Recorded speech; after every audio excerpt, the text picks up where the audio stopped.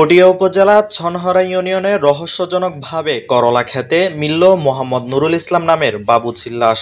মঙ্গলবার সকাল ৯টার দিকে উপজেলার ছনহরা ইউনিয়নের শ্রীমতী খাল সংলগ্ন ভট্টাচার্য রোডের দক্ষিণ পাশে জমিতে করলা খেতে পাওয়া যায় লাশটি।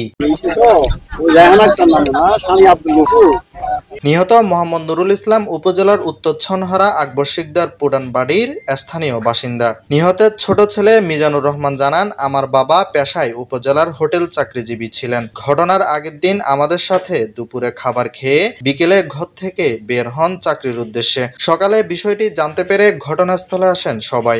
ঘটনাস্থলে গিয়ে দেখা যায় নিহতের গলায় দাগ, হাতে সামান্য আঘাতে রক্তাক্ত, পরনে লুঙ্গি খুলে পাশে ঝুলানো অবস্থায় ছিল।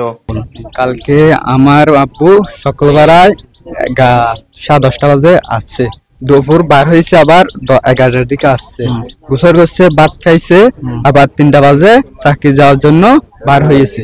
না, আমার বাপ তো মোবাইল নাই, তো জানি না মানে কখন বাসে, এখন দোকান তো এখানে বাসে আছে, এখানে থাকে, জানি না কখন আসবে। গত আজকে 1 দিন বাদে আসে, 5 দিন বাদে আসে, 6 দিন বাদে আসে, মানে হনো ঠিক ঠিকানা নাই।